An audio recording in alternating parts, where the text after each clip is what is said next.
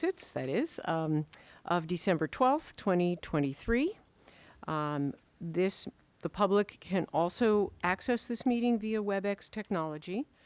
The number for tonight's meeting is 2345-743-7024.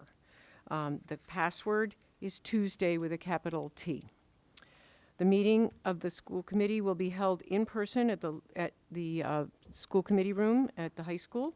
Members of the public are welcome to attend this in-person meeting.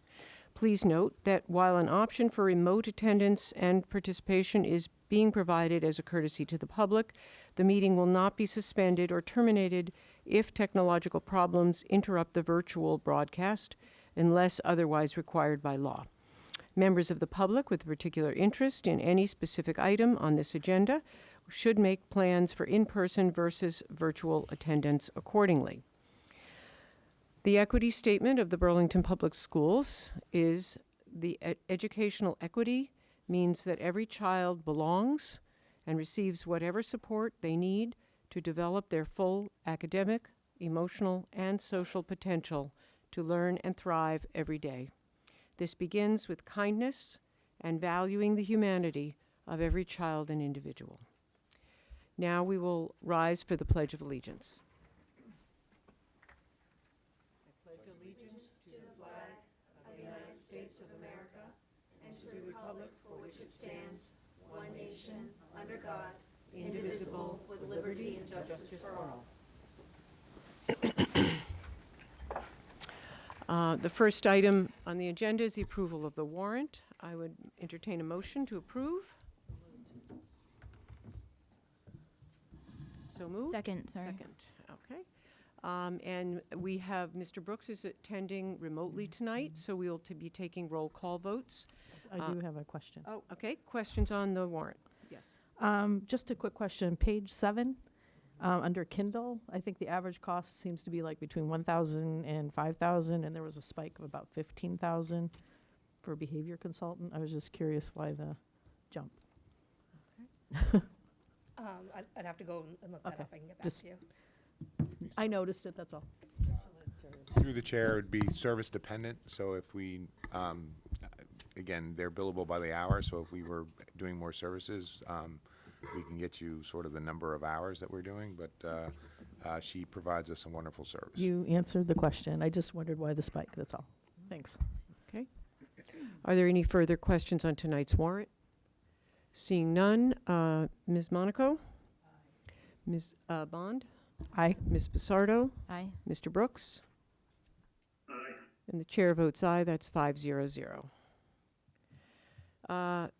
I would entertain a motion for approval of the meeting minutes of November 14th. So moved. Any discussion? Seeing none, Ms. Monaco? Ms. Bond? Aye. Ms. Massardo? Aye. Mr. Brooks? Aye. And the chair votes aye. That's 5-0-0. And next is public participation. Is there anyone here who has something they want to share or discuss in person? No. And there's no one online. I do want to welcome, we have a Boy Scout here, Eagle Scout, I think? No, Boy Scout doing a merit badge. Nick, and welcome, and I hope it's more interesting than boring, and we'll see how it goes.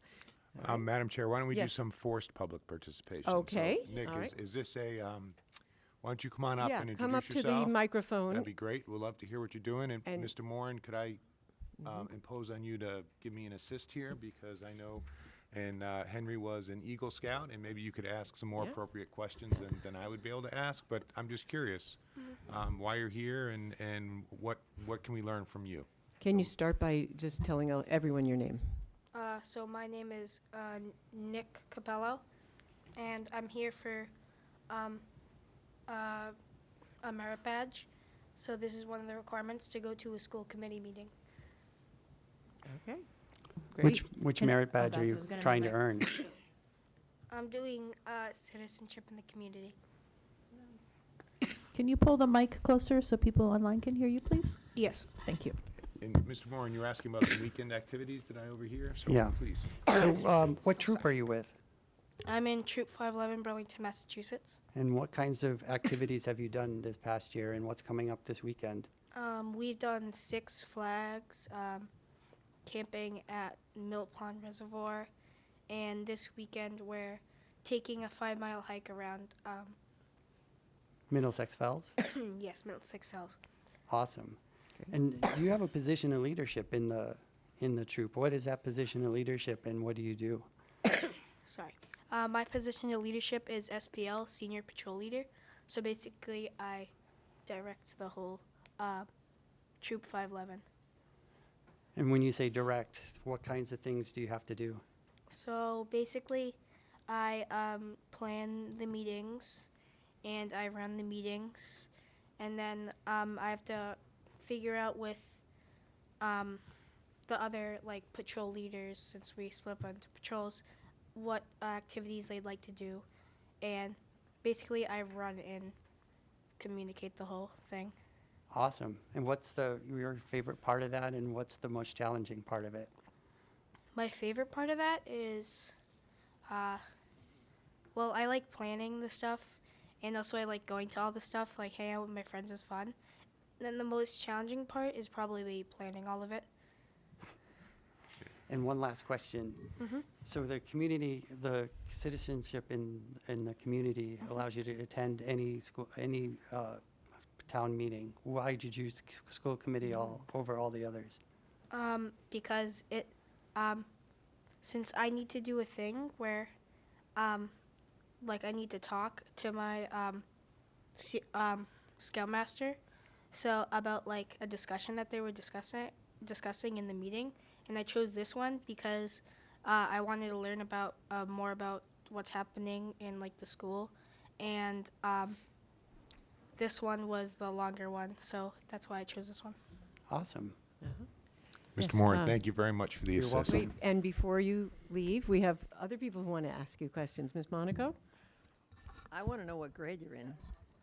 I'm in 7th grade. Excellent. Very good. Marshall Simons. Okay. Are there other questions here that people want to ask? We have a question online. Yes, Mr. Brooks? So if Mr. Brooks is on the screen up there, he's normally over here, but go ahead, Mr. I know Brooks. it's a little early for this, but have you put any thought together what your project's going to be for your final Eagle Scout push as you're trying to make your way to do that? So for my Eagle Scout project, I was thinking about like probably it would be easy to like build like tables, but I was thinking maybe like plant some trees like around the area, or like in Simon's Park, like there's a bunch of like some like flat open land, and maybe like plant a couple of trees there. Or like my dad like did like an organization thing with like the police station, so like he organized all the files, so maybe something like that. So that's what I was thinking for my Eagle project. Okay. All right, that's great. Awesome, thanks. Yeah. I want to let you know, not everybody gets put on the spot and has to answer questions, but you've done an excellent job. We did have another scout here earlier this year doing the same citizenship and civics badge, and I didn't think to invite him up to talk. So you got lucky or not lucky, and we're really pleased to have you here and hear what you had to say. You're very good. You did a really nice job. Thank you. Thank you. Okay. All right. So the next item on the agenda is our student report. Mr. Shannon, it's a treat to have you here tonight. How are you doing? I'm doing well. I've been super busy recently, traveling to see my brother out in New York and a lot of stuff. So I'm happy to be back. And, you know, right in the middle of that BHS push from Thanksgiving break to winter break, filled with a lot of curriculum, filled with a lot of tests, trying to push that in and make sure that we're fitting. But I feel like all the students are trying to do their best at least. And since I've been gone, winter sports have started. And I think the basketball team is actually playing right now, the boys varsity team. So that's very exciting to see that there was that switch from like, you know, no more volleyball and now there's more basketball and indoor track, all that stuff. So it's really, actually really nice to see. And it's surprising because over the weekend we've had 2 competitions. The weekend we saw Model UN at St. John's Prep, where we had 3 distinctions taken home by 3 of the members, which was really actually surprising because it was a very, very competitive conference. Students from all over New England, especially from prep schools that go to like national conferences, kind of use this as a practice one. So testing against some more advanced competitors was really nice. And then today, DECA members who were individual or paper writers competed in the district competition, and tomorrow the DECA members who are in a team event are competing. So the 2 days is split because DECA has become such a big thing in our district in Massachusetts. So it's really nice to see that students are able to go out and compete, and we had a lot of success today. I was there personally, and I saw a lot of firsts, seconds, thirds, and we have a bunch of people moving on to states, which is really exciting. And I was contacted by the NHS advisors to talk about the Cambridge Street Closet, which is the long-term community service project for NHS. I am one of the officers of NHS, so I know a little bit more about it than the average NHS member, but essentially we conduct donations of clothing and of hygiene products, and it goes through a system with the D'Souza family, and they set up the Cambridge Street Closet, where it's a vacant room where people can go in and just kind of shop around. It's free, so there's clothes, and there's also hygiene products, and students can take what they want. It's really cool, and I think that I've donated a couple of things, and it's really nice to see, and that's pretty much all I have. Stuff has just been busy, and we're getting close to the end of 2023, which is weird because I've been with the school committee the entire year. So that's pretty cool. Yeah. Thank you. Can I ask you, for the Cambridge Street Closet, is it possible for adults and families to get clothing from there as well? I don't know as of right now, but I can definitely contact the advisors and see if that can be worked out. Okay, or just find out Okay, if yeah, yeah, that's yeah. their Yeah. intention. Okay, that'd be great for us to get a report next time. Thank you. And congratulations to all the teams that are doing so well. It did remind me, I want to sneak in, the last meeting I reported on some of the final, what's the word they use, for the tournaments at the end of last season, and I didn't have a report, but I believe that the girls cheerleading squad also did really well, and I don't know if it's a tournament or finals, but they did really well, and I read about that. Yes, at the State, state that was competition, I state? think they got second, Yeah. which was really exciting. And then now I know that they are competing in a winter league, which is Okay. also really exciting because Okay. it's the first year that they've done that. Yep, good. So I wanted to make sure we highlighted that as well. Martha, And yes, Uh, go ahead. can you let us know what the process is to donate to the Cambridge Street Closet and anything specific that might be in need of? From what I know is at the BHS main lobby, we literally will there's like a donation box that says Cambridge Street Closet, and people can drop off goods. And from what I know, we are pretty solid on clothes, but we're looking for more like soaps, and we were pushing for black hair care products. So Okay. for curly and kinky typed hair. What dates does it go to? When does it stop? When can you stop? This has been like ongoing, so it's going Right, to be so like just all year pretty all much. year long? Okay, I Yes. just wanted to double check on that. Yeah. Madam Chair, Yes, I just Dr. received Conti. a voice from above Good. from Mrs. D'Souza, who said families are welcome to the Cambridge Street Closet. So I think they would just need to make arrangements with the office and come in, but she said families are welcome. So adults, families can come.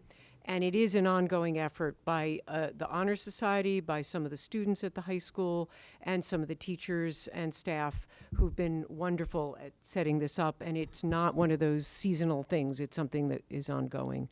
I do think they could still looking for warm clothes as well, for winter coats and sweaters and things. Just one last yep, thing, yep. it couldn't happen without Rosemary D'Souza, so that's Yes. just what I wanted to say. Yes, she works very hard. Yes, thank you, Ms. D'Souza. We really appreciate you. Any other questions or comments, either about the Cambridge Street Closet or for Mr. Shannon? So, okay, so we will move on. Now we have other subcommittee reports. And the first report will be from the Recreation Department. Thank you, Matt. Take care. Mr. Brooks, go ahead. And Mr. Cuna, do you have the slide you wanted to show? Okay, thank you.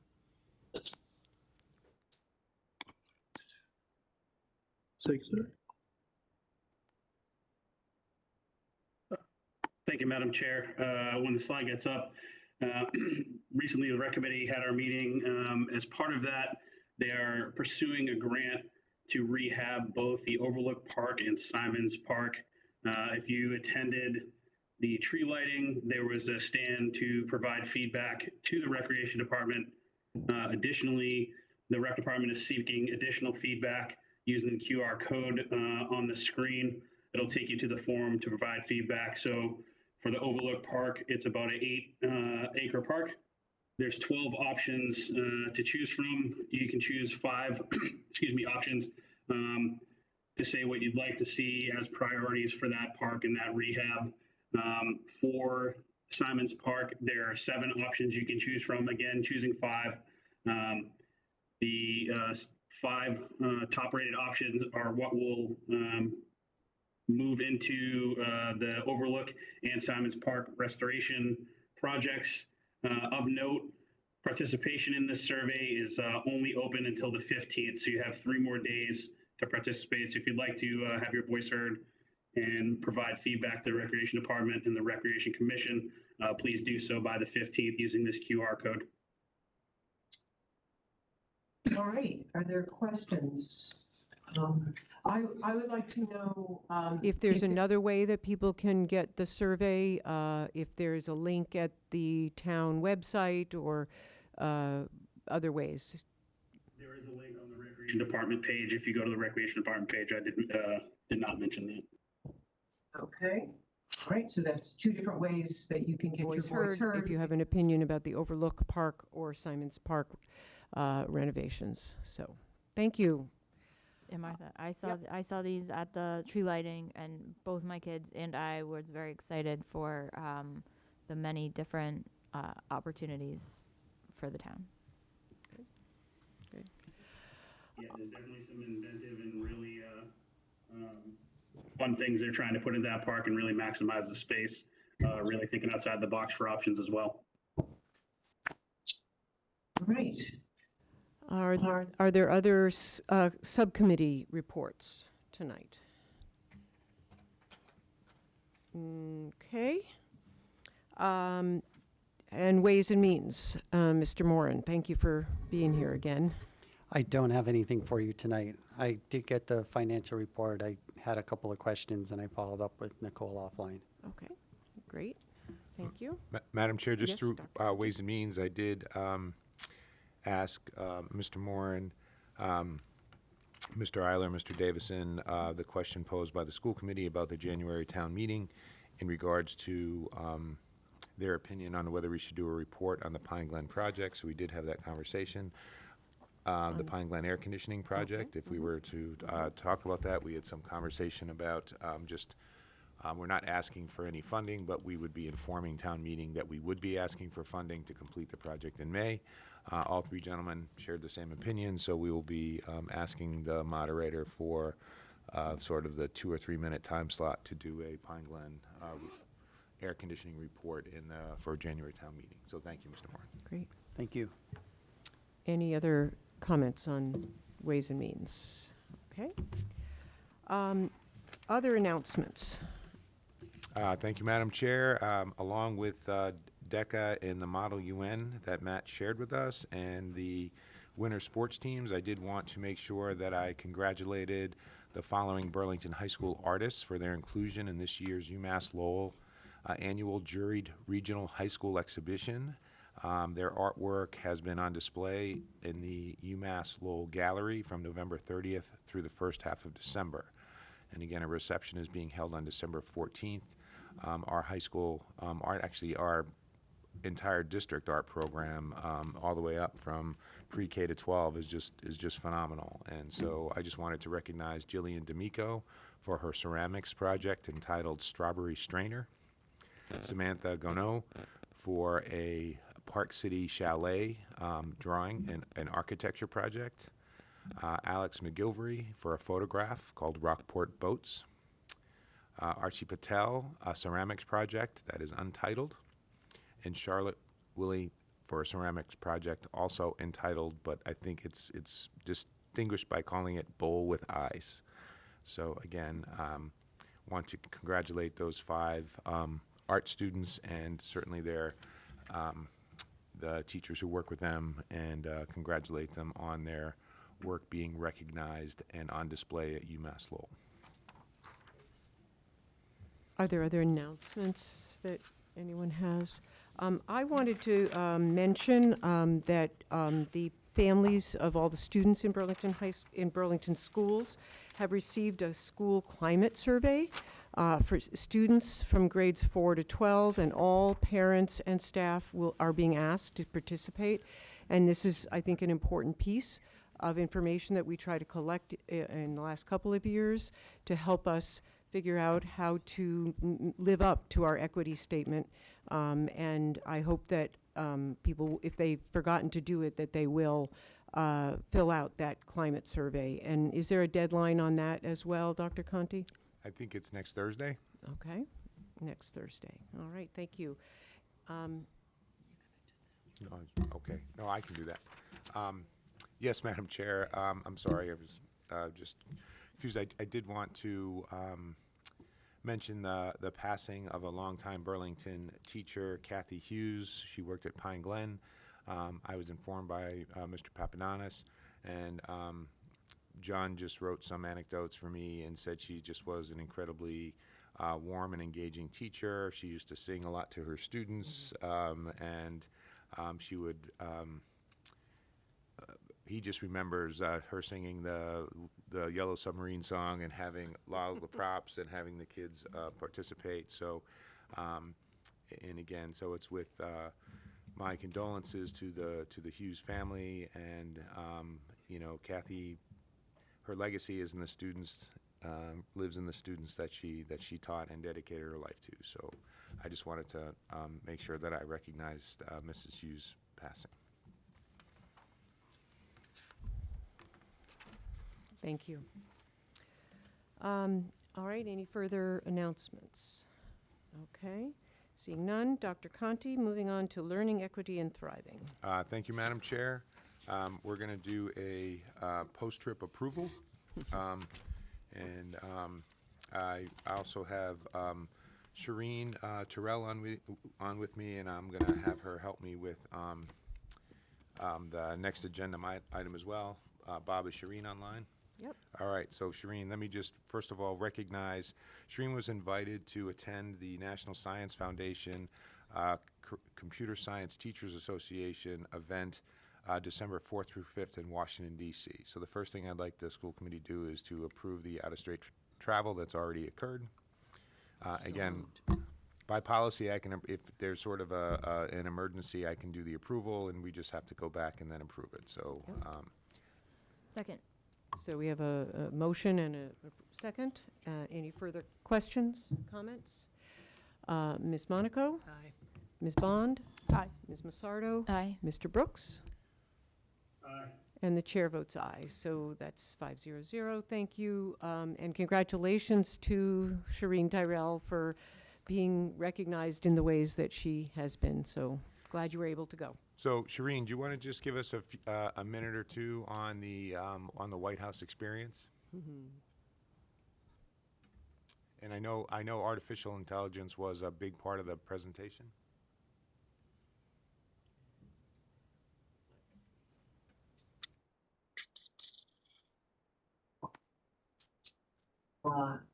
Shireen, are you? I'm talking to space. Hello. Hey, hi Shireen. Hi. Did you by chance hear me? Sorry, I just stepped away for a minute. Can you repeat yourself? I can. I just said I was hoping you could give us a few minutes on the White House experience and some of the content that was covered. The school committee wanted to recognize you for your participation. I wanted to thank you for, again, representing Burlington at this important national event. Thank you, and it was great to be there. We were there because of our work with our data science pathway. So data is such an important part of AI. The event was really to look at inclusive computer science and really addressing the whole issue of artificial intelligence and how do we train teachers to use it and about it, and how do we help teachers teach students. So it was pretty eye-opening that it is really here, and there was a lot of talk about the need for extra professional development for teachers, that we're going to see a need for that. And it was also exciting because we talked about a lot of the possibilities that AI can speed up work, that AI can make computers more accessible to more students. There were people there representing schools that work with blind kids, for example. So pretty exciting. And then we went and we talked to our legislators and senators' aides and told them about our work. And it was interesting. A lot of them didn't know that much about computer science education, but it was helpful to meet with them. So all in all, it was awesome. And I'm just really grateful that we're able to do the data science work here at Burlington. So it's good to be part of such a great school, that we're leaders in this area. Again, largely your effort, Shireen, so thank you. Again, I'm sure Shireen will answer any questions you have, but Madam Chair, with your permission, Shireen is also very involved with the business and finance pathway positions that I wanted to mention. Shireen, would you just talk very briefly again about, we keep mentioning this word pathway, just a refresher as to what a pathway is, and that it takes a tremendous amount of work, again, with yourself and other colleagues to their competitive grants, right, for the state. So if you would just take a couple minutes. Sure. So the Pathway program is a state-funded program. The idea is to create more career focus, career planning focus in academic high schools. Really showing, the research shows that when students are more involved in career planning in high schools, they do more, they end up doing better in college. So the Pathway program is pretty comprehensive. The idea is for students to think about careers, to take college level courses in high school, and then to also do 100 hours of a work-related project. So we've had the computer science pathway for quite a while. We have funding which enables us to buy materials, buy curriculum, and also pay additional staff as needed. And the business department applied for a planning grant, and we're excited they got it. So they have additional money, and they wanted to also use some of the funding to help pay for additional positions. What we could use help with is help with some of the logistics of reaching out to companies, securing internships, securing field trips, and also I know Krista had, for the business pathway, she was looking for some help in terms of marketing the program. And it is true, the kids really do need to know about the program before they sign up. And then I also was looking for funding. And again, the funding is part of the grant, but we're looking for the school committee's blessing on a position to hire some tutors for computer science students. Some of the students do need that extra one-on-one help. So we have the grant money, so we can do it. And again, Shireen, the computer science pathway is established. Is the business pathway established, or is this just a planning grant to establish the business pathway? It's a planning grant to establish it. However, the business department is piloting the college level courses, I think in partnership with LaSalle College. So they are doing that this year. And, although we're really focused on, I know business is focused on planning. I know our goal is to do some implementation this spring in terms of the business students, having them have a really robust work experience. So again, there are two requests in the planning grant in front of you. They're not really new positions; they're hourly. Actually was a little bit. My thoughts went back and forth as to whether we even need, or I even need, school committee approval. But I just wanted to inform the committee about the Pathways program. I think Shireen, I wanted to make sure we recognized her work and not only in the district, but across with the national conference. So, so in the planning grant, Shireen in the business department are looking up to, that is Krista Anderson and Danielle Trouvé, up to 4 hours per week for a total of 85 hours. And this is grant funded work. It's may be a position, it may be part of it. So, and again, we're looking to have this work further expand pathway opportunities for students, and that would include work in this computer science pathway. So that would be the one block of time. The other block of time, again, is a total of 45 hours. And again, that will be submitted through temporary payroll in the high school principal's office. The funding for both of these, I'm calling them positions, but both of these blocks of time are through the planning grant, so it's not going to impact operating budget. So I guess just to make it really official, would love school committee approval to add these hours to the high school so that we can get this grant finalized. And just to clarify, when we submitted our grant application, we outlined the fact that we were going to use the funds in this way already. I move that we approve the business and finance. Pathway grant positions for Burlington High School. Second that? All right. Does anyone have any questions at this point? My question is, you mentioned something about tutors, but that's not what we're discussing tonight. Is that accurate, Dr. Conti or Shireen? Actually, that was a request for positions that I just put in with Principal Sullivan. So you might not have the information, but I had done this last year. I hired college students to come in and tutor computer science students, and it worked really well. And it was actually a great experience for everyone.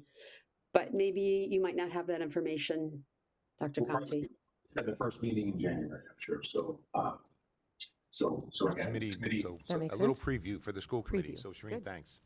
Yeah, and if you missed the last comment Dr. Conti made earlier, you also missed our thanks for doing this work and attending the conference, and we really appreciate everything that you've done. It certainly brought a lot to the district and our students, so thank you. So, no further comments, then Ms. Monaco? Aye. Ms. Bond? Ms. Massardo? Aye. Mr. Brooks? The chair votes aye. That's 500. Thank you. Thank you for your time tonight also, Shireen. Thank you, Madam Chair. Now, if we could move on to my favorite part of the meeting, which is When Lisa has to talk. when Lisa has to talk, our journey to CARES. So with that, Dr. Chen. Thank you, Dr. Conti.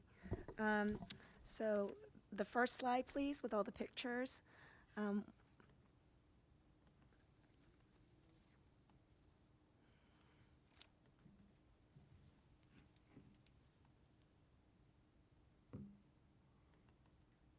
Thank you. You'll see a series of pictures, seeing our pep rally and seeing Commissioner Jeffrey Riley, who visited our particular high school and wanting to know more about our computer science pathway. I'll talk a little bit later about that CLIC. Also a little bit of KTL training that we also read to our preschool students. Again, more professional development training and our LPAC meetings. And then there in the corner, you have students who are very happy that there are two people dressed up as turkeys for the turkey trot. There's one John Lyons and a Chinese turkey. All right. Bob, could you blow up that bottom picture? Is there any way that you could do that? There's no need. There's no need. We really want to see the turkeys. Okay, so Oh, a video. maybe we could do something like that. So there's two very special turkeys in that picture. Okay, thank you. Next, we have an invitation for the preview of Gingerbread Man, which is a production and musical that the pre-K students will be giving. Leroy Wong and his Unity Week, and also a lot of the computer science weeks that occurred. And then also we have at the high school, there are a lot of talks that are given to our students, and one was on free hugs by this gentleman who talked about the importance of just being a very peaceful person and ensuring that there's unity in the world. Next, we have Carrie Lamprey there reading to students, and also some science going on as well too. Next, we have a lot of the SEL work that has been occurring.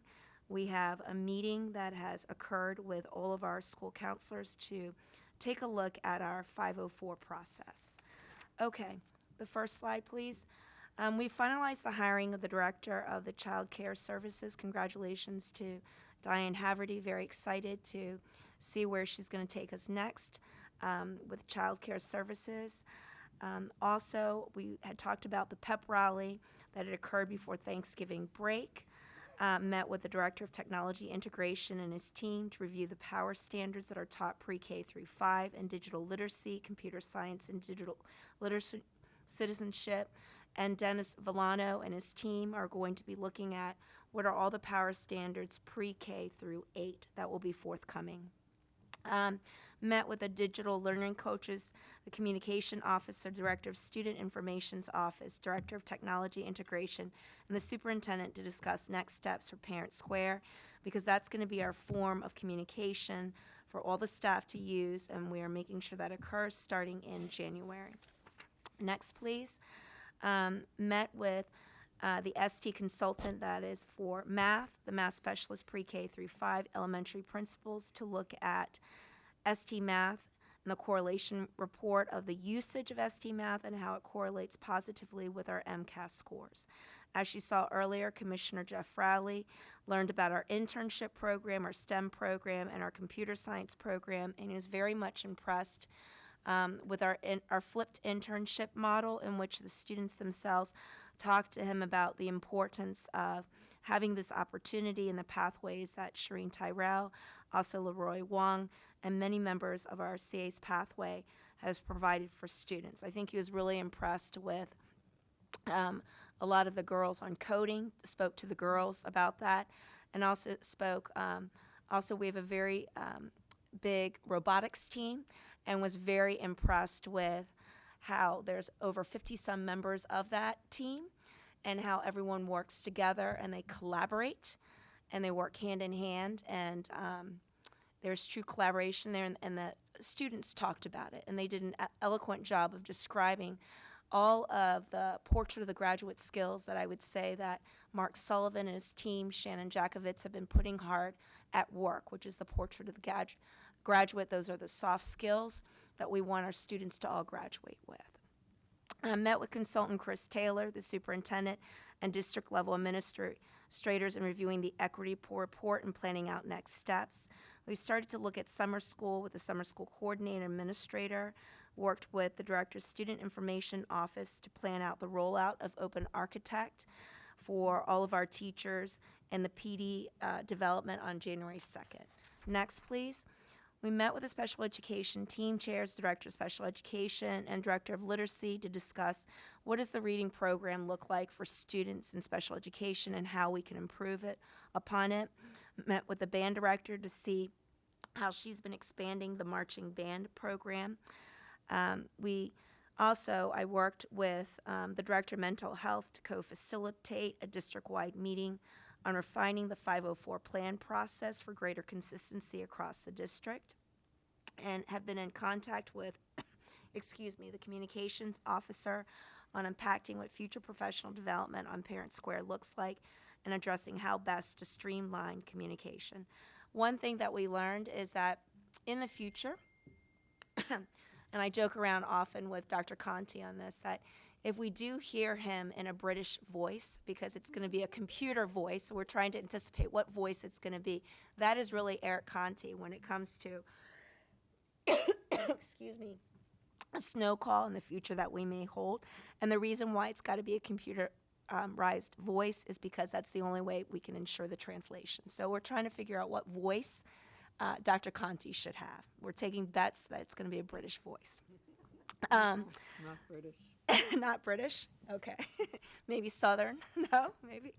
All right, but we planned with the Director of Literacy information session part 2 for BCAT because we had a lot of questions on what our literacy program is. And so we're going to be hosting another session coming up in December to address a lot of those questions and to provide our parents and community members with some data to show that how the program we've put in, how really there's been an increase in the number of students when it comes to how they're doing in both the iReady reports and also in the DIBELS report. So we'll be talking a lot about that.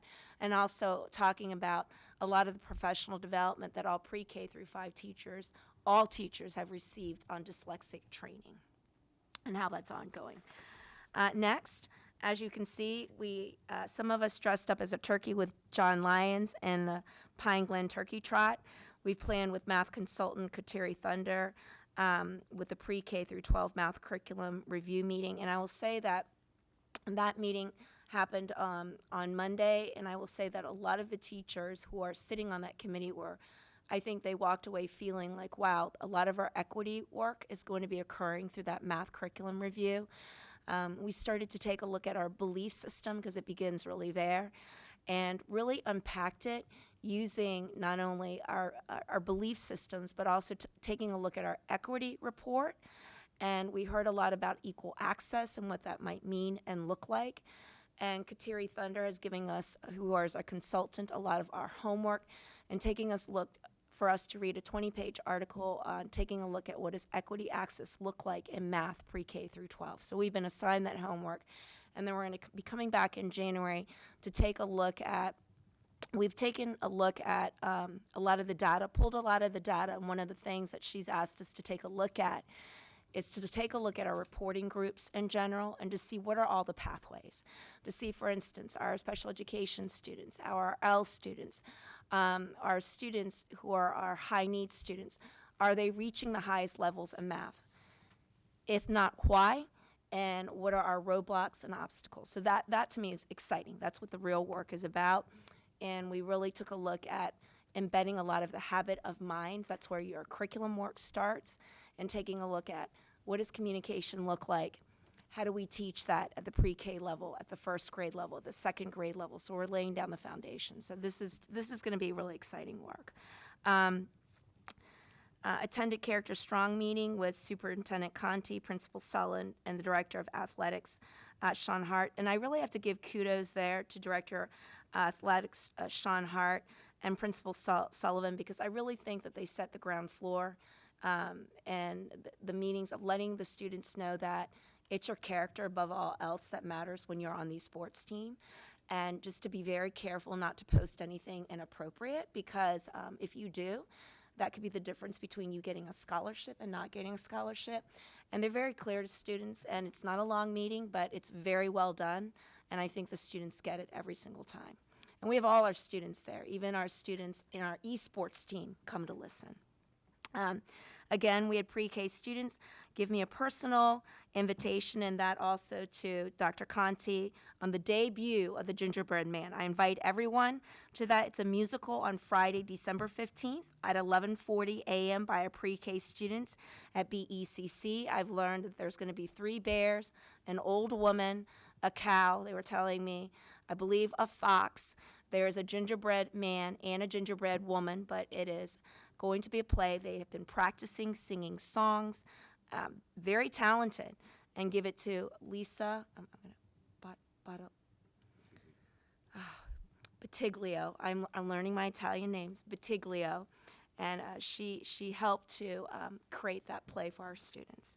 Attended the Free Hugs of the Be Smart program, a great motivational speaker given to our BHS juniors and seniors about ensuring peace. And then Robin Miliano met with the assistant superintendent and the administrative council team to go over open architect. We're working with Adam, who's developing a student summary dashboard that's going to be given to teachers specifically at the beginning of January. She also met with the director of literacy and the instructional leadership of math to make open architect more meaningful and to put a lot of the assessments that we've once put on our Excel spreadsheets into the student summary dashboards. The BH students participated in a computer science education week. Both Dr. Conti and I had the opportunity to visit that. Really want to give Mr. Leroy Wong kudos for that. He hosted that session, and he featured both augmented and virtual reality, artificial intelligence. He had students demonstrate to us our video game design programming, music production, and music coding. It was really a great showcase of what the students are doing in the computer science pathway. The digital learning coaches completed their first round of the new computer science lessons from grades 3 through 5 as part of our pre-K through 12 Computer Science for All program. Want to jump down that the teacher librarians introduced common sense media digital citizenship lessons using Nearpod for all students in all grade levels. Next, please. A lot of KTL work and content writing up, follow-up, small groups with teachers in all subject areas. And I think that that's really neat what Renee Sacco has been doing, because these are all teachers in all subject areas at both the high school and the middle school. So these are both your art teachers, these are all your essential teachers, getting more follow-up on how do you embed writing in your particular classes. In the elementary, students are learning how to create 2-column notes to use as blueprint for writing tasks. And then the math completed 33 model lessons, the first cycle of coaching. That's Carrie Fortunato across K through 5 teachers or new teachers and teachers who've changed grade levels. And we have 11 teachers in that particular cohort. We have been planning for family math night at each school in January. Francis Wyman either is going to be January 23rd or 25th. Fox Hill is going to be January 22nd. Memorial is January 25th. And Pine Glen is going to look like January 25th. I'm going to recheck that date, but all 4 schools have started the Math Olympiad, which is the first virtual competition, was November 13th, and then December 8th. There's going to be a live math competition for Memorial for surrounding towns to compete, and that is going to be determined sometime in spring.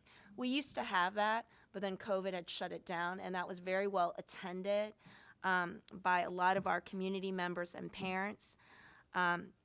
We've done a lot of beekeeping presentations for our 4th graders at Fox Hill in connection with the plant and animal parts.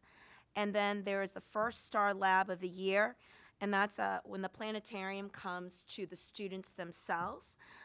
And this is the hard work of both Wendy Pavlicek and also Sean Musselman, grade 5 astronomy scope and sequence. Next.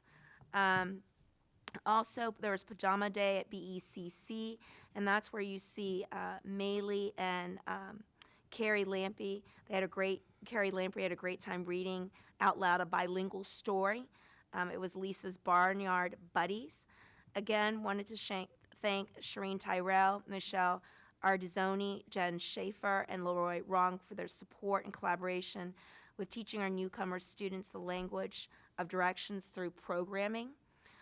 November 9th, we had a great PD with Chrissy Concession, who just went to a national conference and presented social emotional learning curriculum and Wayfinder. And December 7th, we're going to be working, we had the trauma-informed care, and I attended that PD. It was very well done.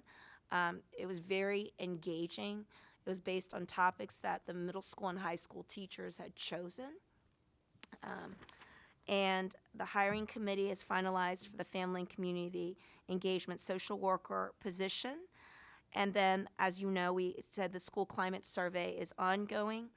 And then we hosted a district-wide meeting for all school counselors to discuss our current 504 practices and policies. And in special education, we reviewed the crisis team of each building, confirmed the CPI restraint training is now updated and done. And there's going to be new IEP training that will begin in 2024. With regard to business and finance, we completed our salary budget transfer for teacher grade changes for credits submitted as of October 31st. Worked on the instructional assistant financial proposal for the next contract. Worked on bids. Attended the DESE webinar, expanded homeless shelter data collection. And we have been getting more and more students still coming in. and who are part of the McKinney-Vento Act as well too. Worked with this department worked with the athletics department on implementing a new electronic system for game ticket sales. With regard to the communications team, she met with central office administrators. Want to thank Lauren Angelo, the student information office and education tech teams to discuss Parent Square communication. They've been working on, 4,912 people were notified through Parent Square, sent in 13 languages by text, app, and voice. So the feedback that we've received is that Parent Square is really, it's a very useful tool. She's met with the district special education administrators and understanding their communication needs. She's also individually met with the Burlington High School Counseling Department and has created templates for the elementary English language learner department and director of English learners for the newsletter communications for families and staff. And again, she's continuing to work with Next, please, the PTO events, and then again worked with the Assistant Superintendent of Learning and the Administrative Council to begin to streamline this workflow of Parent Square. Click. With regard to the human resource team, Joanne offered a stress-less wellness challenge to all staff for the month of December. They offered implicit bias training. She's also looked at some new potential sub-candidates. And in addition to that, she's starting to work on, we're taking a look at an automated system through Munis when it comes to attendance for both staff and also for our teachers as well too, to input when they're going to be absent. Next, in the nursing team, there's been a whole bunch of immunization clinics offered. We'll also be hosted immunization clinic with the Board of Health. We're going to be working on some more immunization clinics in January and February. It's going to be January 22nd and February 25th. A lot of the screening, brief intervention, and referral to treatment screenings have occurred already or will be occurring. The prostate screenings were completed at the high school in Fox Hill, and there's been a total of 2,880 screenings, and completed state reporting for the Comprehensive School Health Services Grant. Next, with the operations team, with Bob Kuna and his team. He was interviewed at BCAT to introduce the new playground at Francis Wyman. That's very exciting for a lot of students. Participated in the Fox Hill Sustainability Meeting. He has worked with the Transportation Subcommittee. He has worked at the security meeting with local law enforcement, met with various vendors, for green cleaning solutions, attended 2 Fox Hill School Committee meetings, and also attended the BHS School Building Committee meeting as well too. Next, he's looked at HVAC companies to explore options for Pine Glen, the high school and the middle school. He has also looked at new audio in his team and video equipment, explored 3 dealerships to purchase passenger vans, worked with vendors to upgrade our new user access card system, met with, at the middle school, the team chair to plan for room configurations, and just really continues to work on the visitor access systems. Next, please. He's been very busy, integrated the pest management system plans, signed the contract with Black Earth to initiate composting in all the school kitchens, contracted with Hayes Engineering to review accessibility conditions at both the middle school and Francis Wyman, and has been continuing to work with bus routes to maximize efficiency and safety. And the technology team has serviced a total of 459 tickets in all school, coordinated and restructured Fox Hill, Francis Wyman, and Memorial Cafeteria areas to facilitate wireless access during professional development on November 9th. And a similar enhancement was implemented at the Marshall Simons Library to optimize wireless services, ensuring seamless access for over 70 guests during the LPAC meeting on November 20th. And just want to give a shout out to Jose De Sousa, who works really hard at both the town side and also at the school side, and thank his and his team. And he's going to be helping us with making sure that we have a very sound wireless connection on January 2nd when we host a welcome back to all of our staff. And also all of our staff will be at the high school receiving some professional development, at least in the first half of the day. And then finally, just want to say a shout out that BPS Cares. We are one team, one family, and just have really enjoyed all the wonderful things that are going on at BPS, and just want to thank all the people hard at work. So I want to thank you again, Dr. Chen, for that report. It really gives us just a slight view of all the things that are going on in the district. And I know there's a longer list than what you talked about tonight, but it's really wonderful what all the staff are doing. Oh, there's the picture. There's our two turkeys.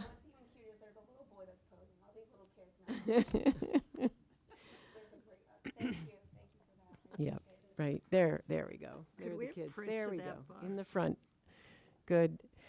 And did anyone have any comments or questions about the report? Okay. Nice job. Yeah. I just wanted to highlight two things. One is that you mentioned that the equity report is being reviewed, and we have Dr. Taylor who's working on that with us. And I just wanted to express that it's not just people are sitting in a room reading it. People are sitting in a room, and our whole administrative team, is my understanding, is looking through the equity report and looking at what are the root causes and what are the ways that we can make sure that we impact our students so that they all do feel they belong, and that the things we're doing, lots of good things, and we need to make sure that they're going to impact our students in the ways that we want to, and even where you talk that all of this equity work is about all of the work we do, like the math review isn't just about what day we teach fractions, it's how do we teach math so that all of our students feel that they belong, whether they're in special ed, whether they're learning English, whether they're any specific category, they're all our students. And I'm just really excited to hear that kind of report where you're really making it clear that's what we're doing, and we're trying to make sure we're all doing it. So thank you. And I would say, to add to that, I think what's really exciting, Mrs. Simon, is that the work of, we're really starting to take a really hard look at each of our course pathways and where students enter, and ensuring that they have multiple pathways to enter. And what I really love about this committee work is that you have representation. When I mean representation, you have people who are pre-K teachers. You have Deb Clark, you have Lisa, please help me, please forgive me with Italian names, please, Batiglio. And then you have special education teachers as well too. You have L teachers on there. So it's a really huge cross section of all the teachers represented and their voices. And on top of that, you have administrators who are just very curious about the work. So just wanted to really give a big shout out to Patricia English Sand, and also Carrie Purchase, and also Peñota Antonellis, and a lot of the administrators who just hop on. And then what's a really nice connection is you have Shannon Janovitz, I'm so sorry, Janovitz. And she's primarily there because she's very interested in the work we're doing, so it can be emulated into what we're going to be doing also in the other subject areas. So it's really nice at the ground floor, and just seeing all this work, because that's where equity is about. It's really about the student achievement of all students. Thank you again. So, shall we move on to the next item? Yes, Madam Chair. So, let me make sure I have my paperwork correct.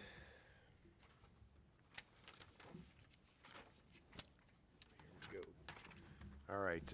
Thank you, Madam Chair. The school committee assignments and organization, there are really two parts to this. And I'm going to say, number one, there's one and one, there's 1A and 1B, and then there is number 2, which is the LPAC liaison. So we've all worked very hard to have our policy manual updated, and MASC now is in the process of creating a host site for our policy manual, and as we said at the very beginning, we didn't want perfect to be the enemy of good, so we have some policies that we still have to finish, that we're working on, and others that may need to be maybe had some editing done or make some adjustments to. Obviously, all of those would come back before the full committee before they get voted and approved and move forward.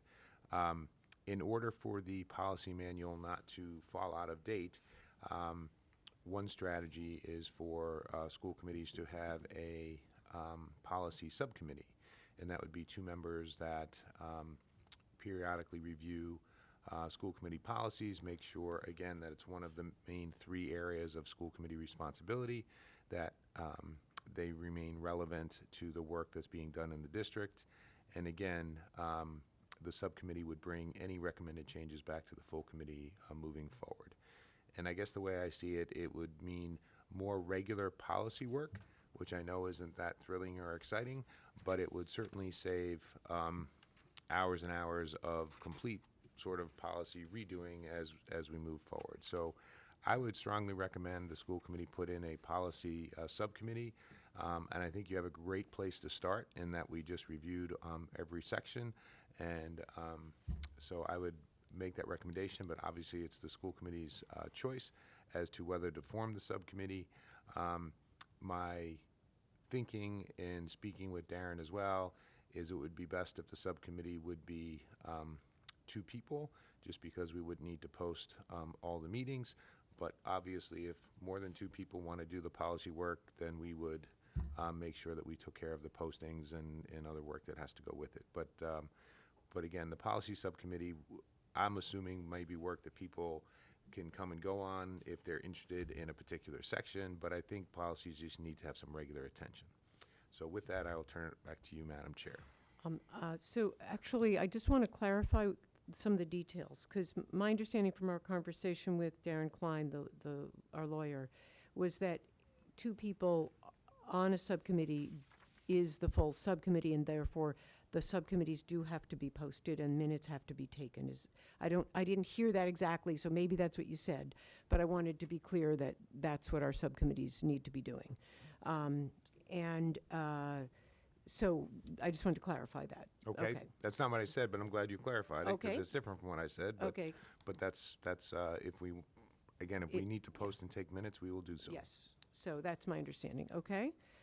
So I think we've all heard about it. I could give a lot more background, but I won't for time purposes. And I'd like to know if there are people here who are interested in being on this policy subcommittee. Well, actually, maybe we need to first establish it as a committee and then vote to who. Maybe we should do that. Can I have a motion to establish the policy subcommittee? Do we need a first reading? Theoretically, I suppose we could. I think I've mentioned that I'm going to bring this up numerous times, so I'm not sure we need one. I'll make a motion to establish the policy subcommittee. Okay, Second. all right. Is there any discussion on that? Okay, Ms. Monaco? Aye. Ms. Bond? Ms. Massardo? Aye. Mr. Brooks? And the chair votes aye, so that's 5-0-0. So are there people who are interested in being on this subcommittee? Ms. Monaco? And seeing none other, I'm going to put myself in. So we have 2 volunteers, Ms. Monaco and myself, for this policy subcommittee. Can we have, if there's no disagreement or conversation, can we have a motion to appoint us? I'll make the motion to appoint Ms. Monaco and Ms. Simon to the committee, policy subcommittee. Second. Okay. Any further discussion? All right. Yes. Yes, go ahead. I'd like to start with the social media policy. Do we have to? Okay, can we Is it finish the bargaining vote and then we for can, that? do we have to what? I'm sorry. I'm sorry, Mrs. Monaco asked if there was bargaining that had to be, I've been working with the teachers on that. I can clearly get you Okay. where I am in the process, and you guys can look at the language and then make suggestions. You typically, again, don't need to bargain policy, but since Right. it would be something that I would need to Have a conversation. execute, that we have had conversations, and I think it's, and I can certainly share our progress with the two of you. Great, thanks. Okay, and I do have other questions about it, but I would like to take the vote on this. Ms. Monaco? Aye. Ms. Bond? Aye. Ms. Massardo? Aye. Mr. Brooks? And the chair votes aye, so it's 5-0-0. And I want to follow up on Ms. Monaco is asking that the subcommittee work on the social media policy. I also had a couple others that we mentioned, and I think that one of them was the question of the building and grounds maintenance, which is something that's sort of been ongoing. Another one is actually the social media was one of them, and the new lunch policies were introduced by MASC. So I think we did take care of the new lunch policies.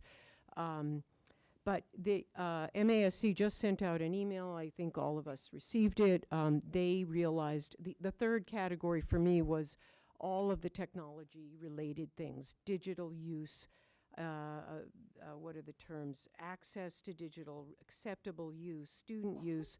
There are a lot of different policies that we voted on that, in my mind, needed to be integrated better. And I think MASC may have just done that work for us, thank goodness, because they also weren't real thrilled with the policies that we were looking at before. So I think that our subcommittee will start with the social media and with the digital and technology issues, and any others that we may have said we needed to go back on. Is there any other category that people remember from our work on the full manual that we said, gee, we need to get to that within 6 months? I remember Mr. Brooks saying at one point. So are there other categories that you want to let us as the subcommittee know we should be working on first? That was policy Echo Charlie, Madam Chair. Which one? EC? Yeah, the building, Correct. that's the buildings and grounds one. I looked them up. You mentioned that one to me earlier, okay? All right. Okay, that's good. So that was part one. Go That was ahead. Part 1A. Part 1B 1B. is because the school committee assignment sheets also need to be updated. So I just want to ask the school committee to change because of our recent training and with the addition of Dr. Chen. So under your school committee assignments, we'll certainly add a policy subcommittee, Mary Ann, with Mrs. Monaco and Ms. Simon. Then under the formal appointments, at the bottom of the page, there were 4 other categories. One was the lab designee, which is not changing, that's myself. And the last one was the school committee recording clerk, which was Mary Ann, that's not changing. But 2 and 3, the number 2 is going to change to the civil rights coordinator, and then in parentheses, it's going to be discrimination, harassment, and retaliation. And for students, that's going to be Carrie Lamprey. And for staff, it's going to be Joanne Faust. We're starting to separate students and staff because Joanne is wonderful when dealing with these issues, but may not know the students as well. So, so again, that's number 2. Number 3 is going to be Title IX sexual harassment coordinators. And that's going to be Dr. Lisa Chen for students and Joanne Faust for staff. And Mary Ann, I have my notes if we can go over them as well. So again, would like the school committee to approve those changes to the civil rights coordinators and the Title IX sexual harassment coordinators. You go over this again, the central Could- office sexual harassment. Coordinators. Facilitators, Lisa for students, Dr. Chen for students, okay. and Joanne for staff. Are you referring to number 2 or number 3? Because I That's think Number 3, I'm sorry, I'm Sexual harassment. Can we actually just, so number 2 and number 3, if you could state the exact title for Okay. number 2 is what? number 2, civil rights coordinators. Okay. That's. Civil rights, so we're changing the name of that, the Yeah. civil rights coordinators, and it's my understanding that's our state legal responsibility. Yes. But that's number 3 currently. No, because it's, The state is separating, Title IX regulations have changed, so we're trying to match the titles up with what the state is asking us to do. So number 2 is going to be the civil rights coordinator. and that would be For with, students, Carrie Lamprey, and for staff, Joanne Faust. and the Number 3 exact- is our Title IX sexual harassment coordinators, and that is Dr. Lisa Chen for students and Joanne Faust for staff.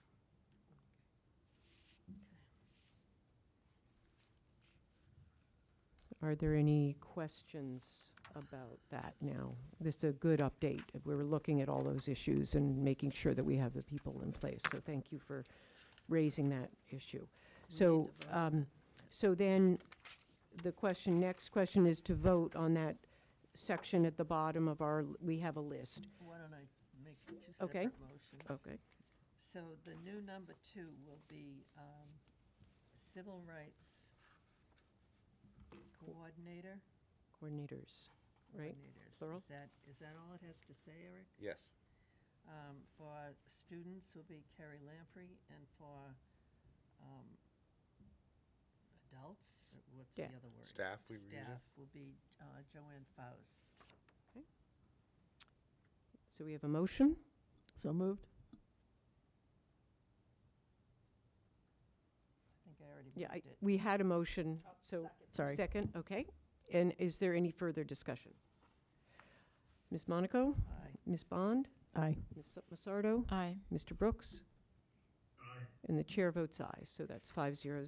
So the next motion is, the new number 3 will be the Title IX coordinator. Sexual harassment coordinators. Sexual harassment coordinators. Title IX sexual harassment coordinators. Or is it both? Title IX isn't just sexual harassment, is it? So, so you have harassment at the state level, which is what the civil rights coordinators deal with. They deal with discrimination, harassment, and retaliation. That's at the state level. But then now, under our new regulations, there's Title IX sexual harassment coordinators at the federal level. And sexual harassment could also constitute under that, for instance, it has to be pervasive, and there's another definition, but it could be something as, So it's just a part of Title IX? yes. Okay, so I move that we approve the new number 3 is Title IX sexual harassment coordinators. For students is Dr. Chen, Dr. Lisa Chen, and for staff, Joanne Faust. I'll second it. Okay, is there any further discussion? Seeing none, Ms. Monaco? Aye. Ms. Bond? Aye. Ms. Massardo? Aye. Mr. Brooks? And the chair votes aye. That's 500. And then the last issue is the LPAC liaison. Number 2, correct, Madam Chair, is adding an LPAC liaison. So the background to this is that 2 years ago, we began an LPAC in the Burlington Public Schools, and it's been very active. Just as the Special Education Parent Advisory Committee has been meeting for many years under state law, we have an active group there as well. That by law, we had to start this group, and I would like to suggest that we have a liaison to this group, as we do. We have Ms. Monaco and Ms. Bond are liaison to this Special Education PAC, and I would like to be the liaison for our LPAC. I've attended a few of their meetings, and it's really great to see the resources that are being shared and the leadership that's developing among the parents.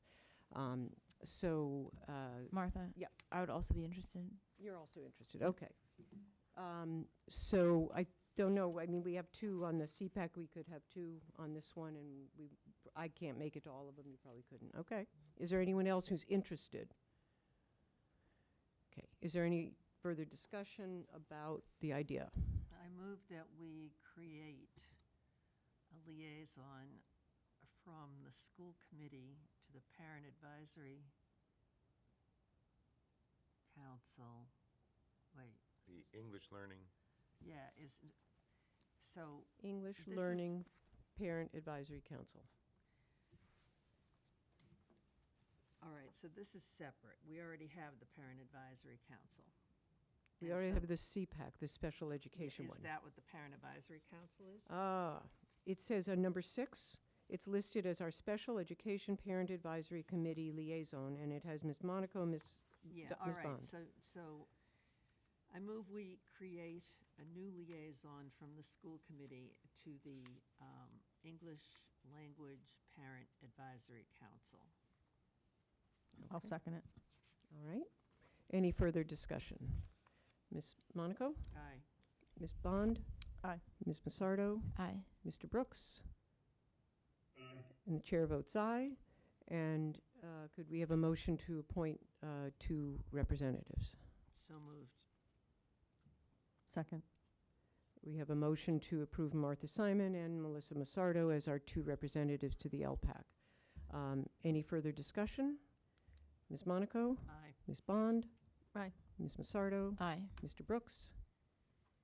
And the chair votes aye. That's 500. I'm getting pretty good at this roll call stuff here. I didn't trip over it at all that time. Okay. So, moving on. I'm looking. Yes? I have been working with the district-wide school safety council, and since we are pushing new liaison positions, I'd like to move that I be appointed to that commission. I've been working with them, so as we're formalizing relationships. Which council or is this? School safety committee. School Safety Committee.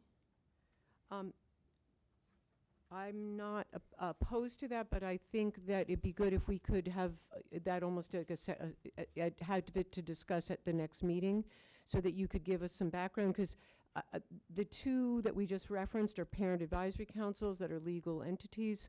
I don't know, even district-wide, is this something that Dr. Conti has organized? And so I'd like to just learn more about it and make a decision next time on that. Dr. Conti, do you have an opinion? Yeah, Madam Chair, we can put that on the next agenda item. I think we have formed a district school safety committee. We're working closely with the Burlington Police Department. Dr. Purchase is facilitating many of the conversations, and Mr. Brooks has been a valuable member of those conversations. So, Mr. Brooks, if you don't mind waiting a couple weeks, I'll take care of this first meeting in January. No, too easy. I just wanted to, like I said, just formalize relationships, just while we're talking about it, bring it up. Okay. Make good sense. Good. All right. Any further discussion on our school committee assignments for this current 23-24 year? All right. Moving on. The next topic. Thank you, Madam Dr. Conti. Chair. Our new Director of Health and Physical Education, Amy Doty, is requesting the school committee declare 150 copies of Health and Wellness by Glencoe in the Burlington High School PE Health Department to be surplus. The department has updated these sources and will continue to update course materials in order to align with state frameworks. The materials are no longer needed by the district, so we'll donate them to the used bookstore. So it's recommended that the committee declare 150 copies of Health and Wellness by Glencoe, the text at Burlington High School Health and PE Department, to be surplus. So moved. Okay. Is there any discussion of this issue? All those, okay. Ms. Monaco? Aye. Ms. Bond? Aye. Ms. Massardo? Aye. Mr. Brooks? And the chair votes aye, so that's been approved. Next, we move on to facilities and finance. Thank you, Madam Chair. So, Ms. Kasha provided you with the financial update for November. I will turn it over to her, and if you have any questions. Thank you. So everyone received. Can you speak the- right into the microphone? Thank you. So everyone has received the financial update through 11/30 of '23. I know that last month, for the capital articles, there were 2 items that needed to be addressed. One was the feasibility study for BHS, the budget, which has been corrected there to contain the 2 votes that were taken by town meeting, and also the Francis Wyman stairwell expenditures have been captured now also on that report. For revolving fund, all of our accounts are currently in good standing. For operating, currently no concerns. For accommodated, in speaking with Christina Ciccolini, our special ed director, this week, there are a number of potential placement changes for out-of-district students that are currently being looked into.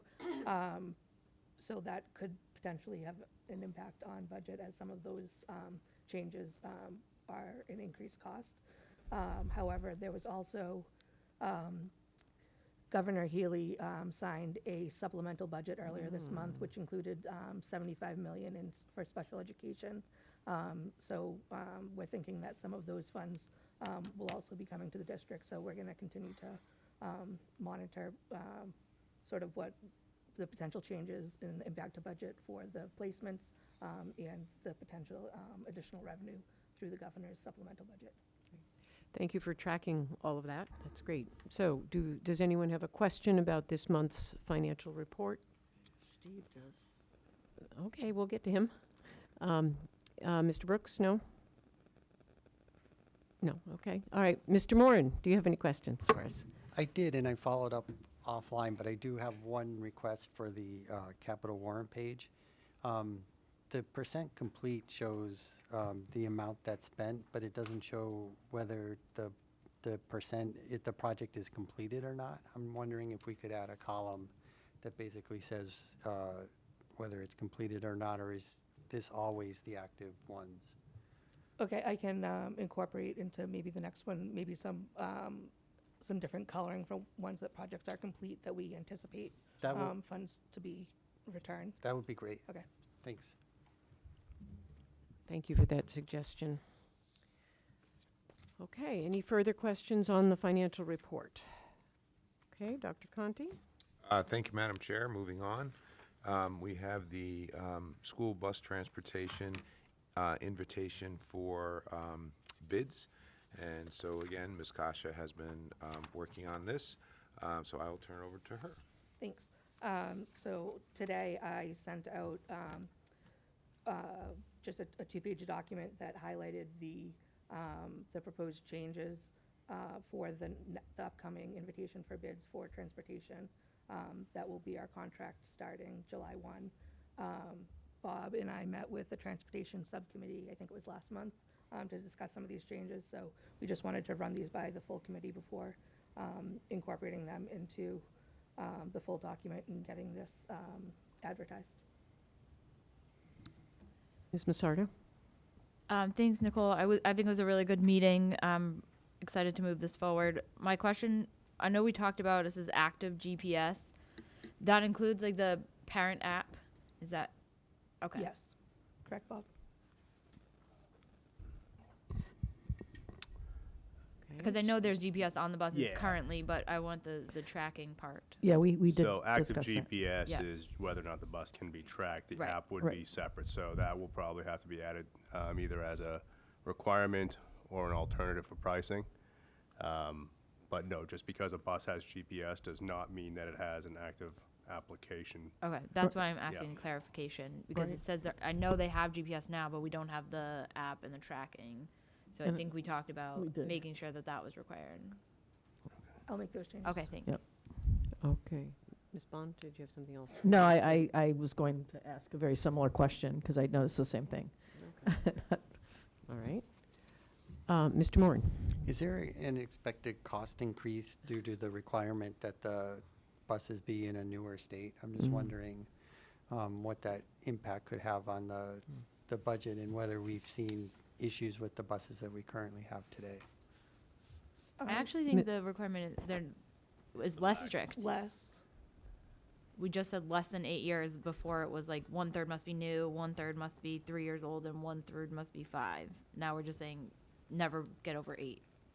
Right, when in fact, before we would have some that I guess that were older in the fleet. I'm just wondering if there was reliability issues which caused us to make them tighter? Or We did I read- loosened the requirements. You loosened? Yes. I must have misread that. So, Bob, if I recall when we were talking about it, like when we said, there's a higher expense when we're asking for new buses, right? So by doing this, I inverted them. All Right. right, thanks. Yeah. So for people who are listening, the contract that we're asking for will have no buses that are older than 8 years and exceeding 100,000 miles.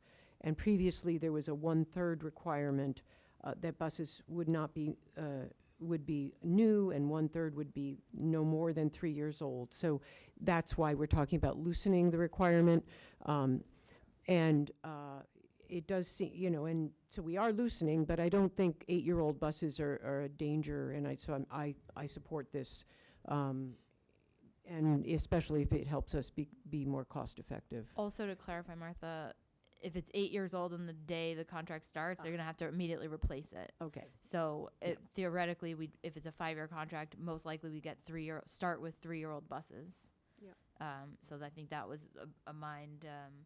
They can keep giving us 8-year-old buses, but then they have to keep replacing them. So. No, understood. Yeah. I just, with engine reliability being better, I just wanted to make sure that we weren't tightening the requirement. Nope. And I'll just read what Ms. Massardo is referencing. It would say, at no point during the contract can a bus exceed 8 years or 100,000 miles. So and I also want to thank the people who met the Transportation Committee, Ms. Massardo, Ms. Bond, Ms. Kasha, and I assume Mr. Cuna was there to work over the details of these kinds of things. I really appreciate that. Ms. Monaco. Do other communities have the same or similar language about 8-year-old buses? Ms. Kasha? So I did look up a number of other districts to see what they were doing. Some of them were still in a line with like our prior 1/3, 1/3, and then there were others that have moved to the language that we have in there now, or like similar language. I just wonder if we're going from a specific 1/3 new, 1/3 less than 3, 1/3 less than 5. I wonder if by going to all buses can't exceed 8 years, if we're going to get all the 7-year-old buses and all the towns that have the specific language are going to get all the new buses.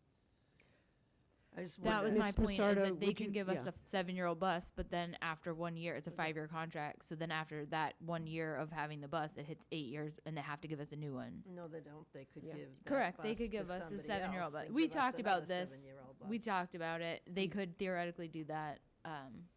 We decided the risk was worth the What's the price. benefit? I understand what the risk is. What's the benefit? Lower price. cost. Are you sure? Could we make it alternates and see what the cost difference is?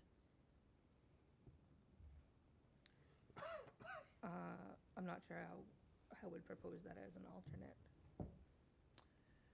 Well, if you, Yes, Mr. Brooks? But if the bus company is carrying vehicles and we put the stipulation of 8 years, in theory, they'll have less new vehicle overhead, which should reduce the vehicle price of the contract. And then, as Ms. Massardo stated, if they have a little bit more legacy type vehicles, it would be incumbent upon them to renew the vehicles after the contract's set, again, reducing the price of our overall contract. I'm concerned about I'm concerned about our situation and our cost. So if we bid it with one of these options as the main bid and the other one as an alternate, I would like to know what the price difference is. Mr. Cuna?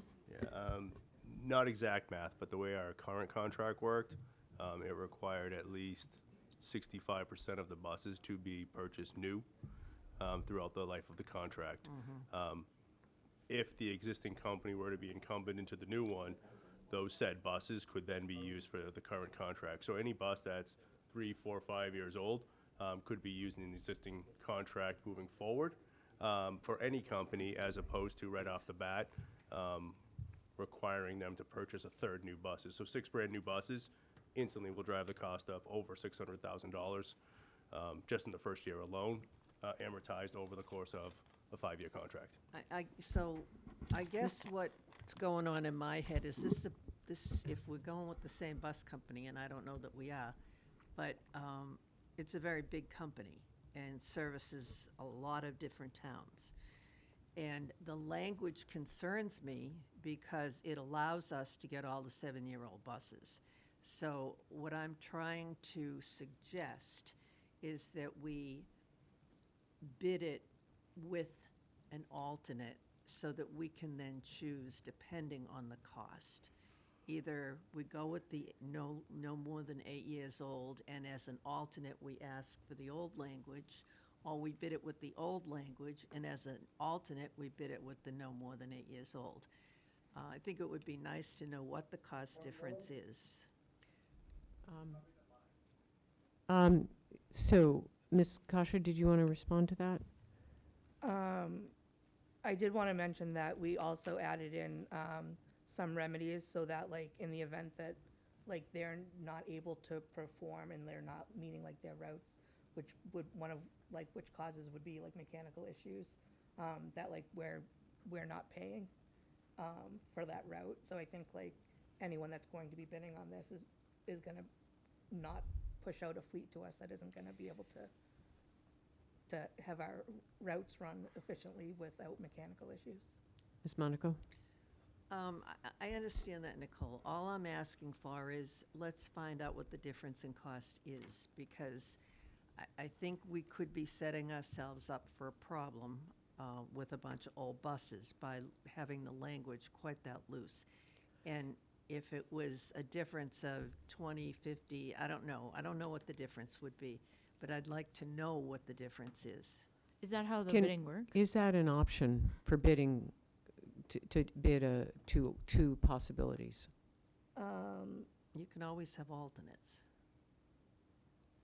I'll have to look into how Would you look at it and let us know? Thank you. Okay. And I wanted to ask, sort of related to that, and I will, if I know the other people have questions, I'll get back to that. But one of the things that was mentioned this year is that statewide, there have been problems with companies, monopolizing and setting up which part of the state they're going to run in and such to eliminate competition.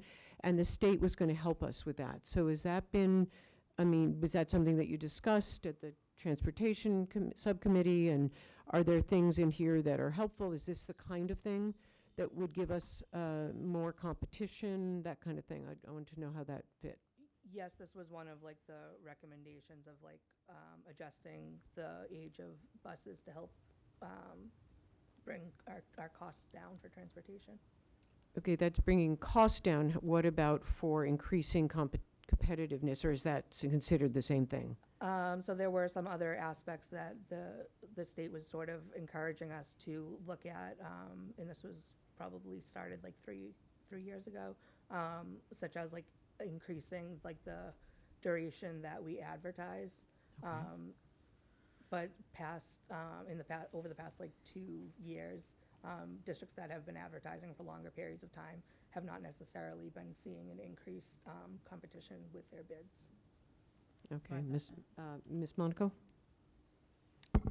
Just a couple of other questions. The active GPS that that will be so the parents can track the buses by the time you finish with this, right? Yes, that was, we discussed earlier to add the parent app. Right, okay. And the other thing is, what is the electronic child check system? So I believe, and Bob can correct me if I'm wrong, that this ensures that there's no child left on the bus at the end of. How do you do that electronically? Well, you can, you can say. Go ahead, Mr. Cuna. There's multiple systems, but what's on our current bus is that there's a push button. So when the bus pulls up to a stop and opens the door, in order for them to close the door and put the bus back into drive, before they can do that, the driver must walk to the back of the bus, ultimately looking at all the seats. But then they have to push the button in the back of the bus, which would then release the electronic lock to allow them to put the bus back into drive and close the door. So they physically have to walk to the back of the bus and push the button. Every time there's a bus stop? When It goes in when park. they stop, put the bus in park and open the door. So when they pull up to a school, they'll stop, put the bus in park, and open the door. When they're doing their route and they pull up to a stop, they don't put the bus in park. Why Because not? if not, they would have to stop and walk to the back of the bus every single So what do time. they just keep their foot in the brake and hope they? Yes, and open the door. It doesn't sound safe. Yeah, what every bus practically does in the state. Yeah. Okay. Sorry, I was going to say, while the bus is operating, obviously the bus driver's not allowed to leave the seat. So the bus driver's required to keep their seatbelt on. So again, if they were to stop the bus, put it in park, a whole process would then have to happen at every single stop. Yeah. We heard that. We didn't like what it sounded like. Ms. Massardo, sorry. I No missed you problem. I earlier. just wanted to summarize a little bit the conversation we had in the subcommittee, because I think we had some of these conversations, right? Like the goal here is to get as many bids as possible, as many competitive bids. At the same time, we want certain things, accountability, price, and certain features, right? So I think we wrestled with, okay, how much do we make required? That's going to, the more we increase accountability and requirements, the fewer bids we're likely to get and the more expensive it's going to be, right? So we really wrestled with that. I think the age of the bus was, I went around, I said they're going to give us all 7-year-old buses. I said the exact same thing. I mean, at the end of the day, I think I came to be okay with if we had a 7-year-old bus every single year, as long as it runs and gets, and so we did talk a lot about accountability. I think something like they would owe us every route that doesn't run for certain reasons. A bus driver doesn't show up, your bus doesn't turn on, all of those things, we don't pay for that route. So Nicole, I think we did a good job of creating that accountability that's not too strict that we're not going to get any bids. So I think that's the fine line we had to walk with all of this. Yes. Did you have your hand up, Mr. Brooks? Okay. Mr. Moran, go ahead. Yeah, thanks. Sorry. I just had a question. In terms of not paying for running routes, that's fine, but is there any sort of penalties around whether this is like a consistent problem or not? Like any sort of remedies around that? Because if it becomes a pattern, that's a bigger issue, especially if they're bringing more unreliable buses. Ms. Kasha? So the way that we wrote it was like a per instance, but I guess there'd come a point where they'd be in breach of contract if this was happening Hold on a second. every day. We also Ms. had Brooke, a respond. discussion about, percent of being late, and can we really, it was like trying to come up with a number, where you start to, it's hard to come up with that number, that made sense. So I think, again, we try to write into the contract about, in the event the contractor fails, its part to provide all of, or any portion of service scheduled, whether such as failure due to driver error, mechanical problems, et cetera, resulting in cancellation of a trip, lateness or forfeiture of an event. All transportation charges for such event or trip or event shall be deemed waived by the contractor. I think we kind of felt we were covered that way without putting percentages in, and it became complicated. Mr. Moran, did you want to, does that answer your question? It does. Okay. Ms. Monaco? I guess I want to explain myself a little bit. I understand you're looking at this from a perspective of cost savings, but when I look at buses, I look at it from the perspective of safety. And I think that we should be very careful because we have some sloppy winter weather. We have hills. We have buses doing routes that 20 years ago they didn't do because of the hills. I can just see an older bus with older tires sliding down a hill. And I just want to be very careful and make sure that we're not sacrificing safety for money. I would like to know, I mean, what is a typical age of a bus that's considered? I mean, do the buses usually get to 100,000 in 8 years, or are they not, or how does that usually go? So as part of the bid, bus companies are required, or at least asked, to submit a list of the buses that they would use for the contract. So we have that for our existing bus contract. During, obviously, the time, they're required to use our buses for us, but after hours, they can use those buses for other charters and weekends and so forth. So plus any field trips and other excursions and so forth that would happen here. Typically, you may see buses in the 20 to 30,000 miles, over the course of like 1 to 2 years, typically. But again, every bus is going to be different depending on the number of rides and how often it's being used. One thing I did want to stress, and this isn't pro or con to the argument that Ms. Monaco brought up, but in our current contract, it doesn't state that after the first year, what happens with those buses. But I guess technically, it just says for the first year what the buses have to be. After that, the buses could be no older than 10 years and 150,000 miles. So playing devil's advocate, after year one, the current bus company obviously could have switched all of our buses to 8, 9-year-old buses, with 120,000 miles on them. So It doesn't make sense. You're requiring, in the old language, you're requiring a third of the buses be new. only for year one of the contract, at the time of the A third of the buses contract. be less than 3 years, and a third of the buses be less than 5 years. And Just what for you're the- telling me yeah. is that after the first year, they can put all those buses in a new community and give us all the old buses. I'm saying the way that the contract language was written, yes, for year one, at the sign of the contract, that's what they had to have. But then the language catch-all basically says that at no point during the contract could they have more than 10-year-old or 150,000-mile buses. So Better they fix could that have substituted them in, or they could have had a bus breakdown and replace it with.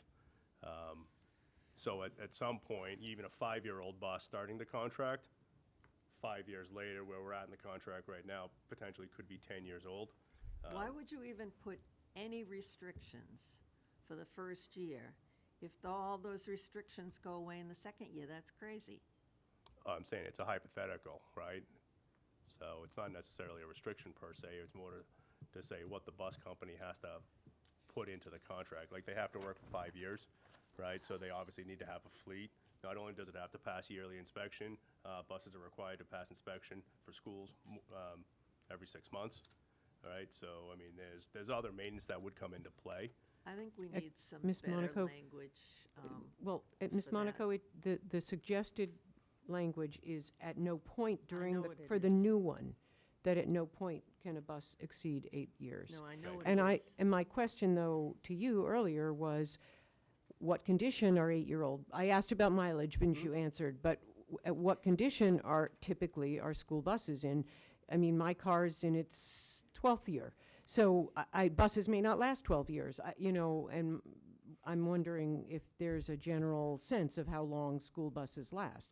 Our last contract said they could be as old as 10 years, and now we're saying no more than 8 years old for the whole contract. Right. So do you have an answer to that? Is there an answer to that? I am not aware of any legal requirement that says the bus can't be X number of years old and still be operational, but it does have to meet like the standard requirements of being on the road, right? So it's going to have to pass emissions, it can't have holes in the floor, tires are going to have to obviously have enough tread on them, brakes are going to have to pass, obviously it has to have the functioning systems that we asked for, wipers going to have to work, et cetera, again, at the time of inspection, and then obviously whatever maintenance the crew does, during the time of operation. But again, I'm not aware, unless the contract states, of a mechanism to pull out a bus that we can, if we were to say it was deemed unfit due to physical or mechanical damage, yes, but without a clause that says 8, 10, 12, whatever years and X number of miles, I think we would have a more difficult time pulling that bus out of the contract. So I just want to clarify, of course, they would have to pass state inspection. So that goes without saying. And in terms of old tires, is there some restriction, that state, do they have to get their buses inspected every year? 6 months. Every 6 months, and does that include a tire inspection?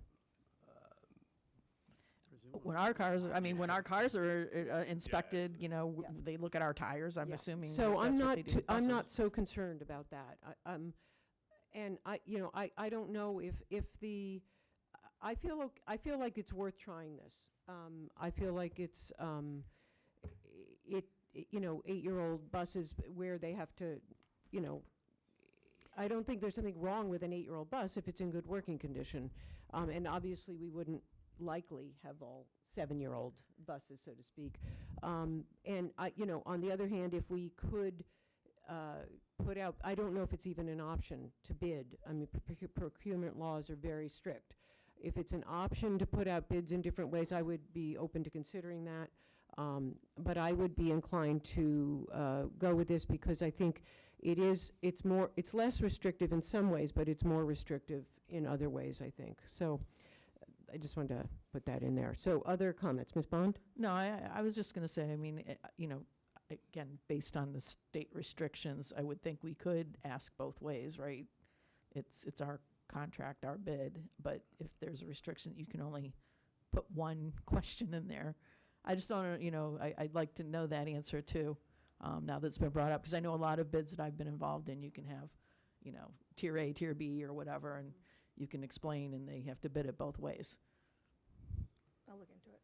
Okay, so Ms. Kasha, what's our timeline? Were you hoping we would vote on this tonight? Timeline was anticipating to advertise Wednesday, December 27th, keep it open for 4 weeks to have the opening on January 24th. So you'd like to have a vote tonight? Do we need to vote? Yeah, it says informational. There's, we don't have another meeting until the second week of January.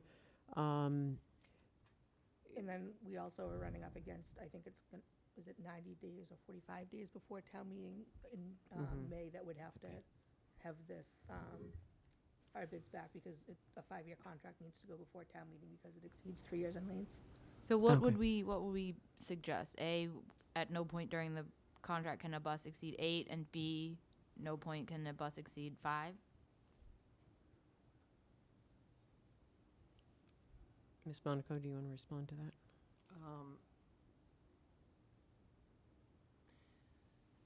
No, I wouldn't say that. I would stick with the original language, but I would change the second part of it so that it doesn't go to 10 years. This, I mean, what that's- they're suggesting doesn't go to 10 years. No, The current- I know that, Martha. Okay. I phrase things a little differently. So the original language, by saying that some of the buses can be up to 5 years old in the original language, if it's a 5-year bus contract, then those 5 buses, or those, I don't mean 5, those buses that are up to 5 years old, if we're still using them, if they're still using the very same buses, could have approached 10 years by the end of the bus contract. So that must be the logic behind it. So I guess what I would say is I would like the alternate to be the original language, but change the 10 to 8. So do you want someone to read the original language?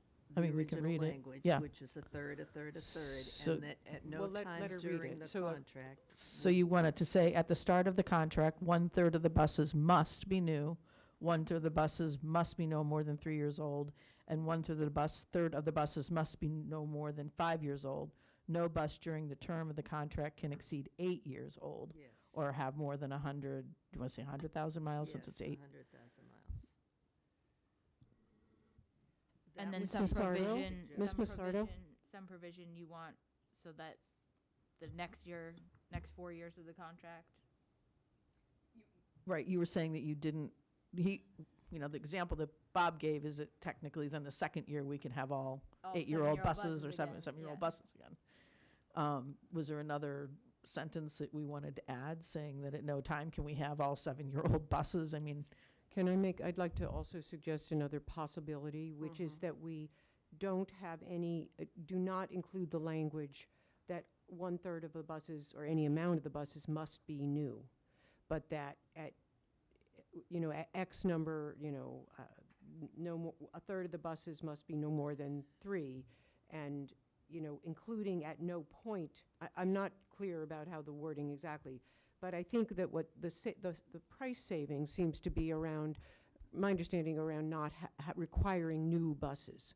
So the point is, we don't want our buses that are being used to be more than X old. And if 10 years used to be what we thought would be an acceptable amount, that's why I keep going back to this 8 years. But if we wanted to do an alternative, maybe the alternative could be without requiring new buses. And I'm not sure what numbers I would use for the other. So, Ms. Massardo? I'm just curious, what do you feel is an appropriate age? I agree that I don't feel like we need to mandate new buses.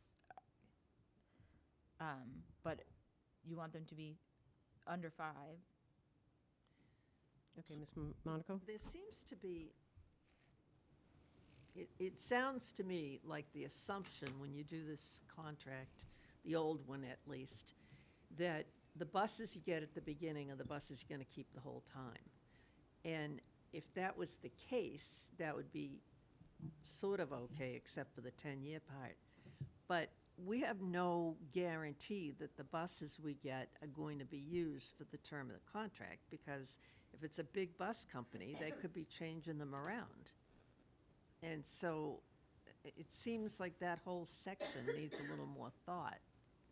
I mean, way back when 5 years ago, when this was done, or even the contract before that, They are was it painting our name assumed on the that bus. The buses that you Yeah. got the first year were the same buses you used in the 5th year? Ms. Kasha?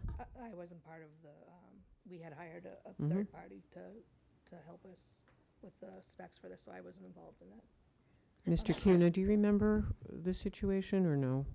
No, I think the intent is to have the presence of new-ish buses most of the time throughout the contract without requiring the vendor to struggle to always have the newest buses possible, right? So the I- language needs to be cleaned up, really. Yeah. I don't think we can do it sitting here tonight. Well, why don't we go back, though, to the language that is being proposed is at no point during the contract can a bus exceed 8 years and 100,000 miles. And the question is, you've raised, which is, I think, a really important one, is safety. And the question is, do we feel like 8-year-old buses that are under 100,000 miles are not safe? And I don't feel convinced that that would mean we would have unsafe buses. And Mr. Brooks, go ahead.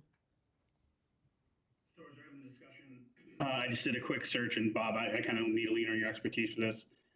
As I'm reading here, because they're commercial tires, bus tires last on average 2 to 3 years. So as we're talking about the period of performance of this contract, likely the tires will change twice, which was a big concern, right? And then the maintenance, every 6 months, they get inspected to make sure they're roadworthy. I understand the safety is a huge concern. I'm just trying to figure out, where we're seeing the big safety concerns. If, again, on average, these tires last 2 to 3 years, are going to switch out twice during the contract. And, we're getting inspected every 6 months for roadworthiness. It's kind of incumbent on the bus company and us to make sure that, they pass the inspections. If they don't pass the inspection, don't put them on the road.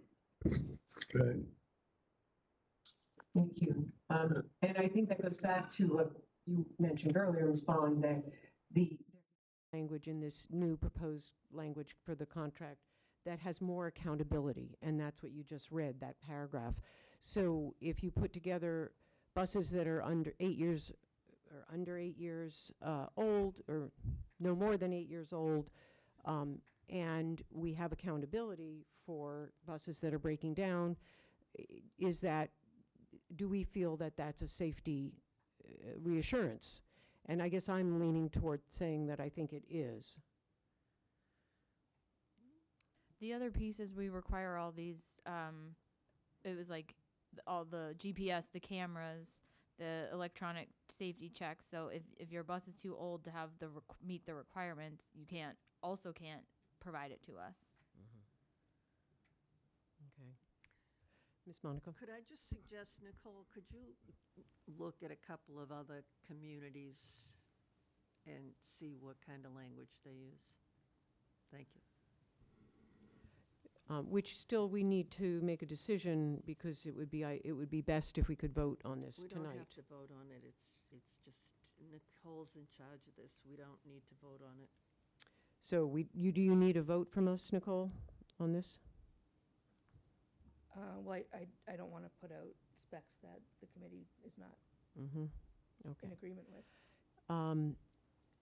Do you have a suggestion, Ms. Kasha or Dr. Conti, about a way we can get this to Nicole in a timely way?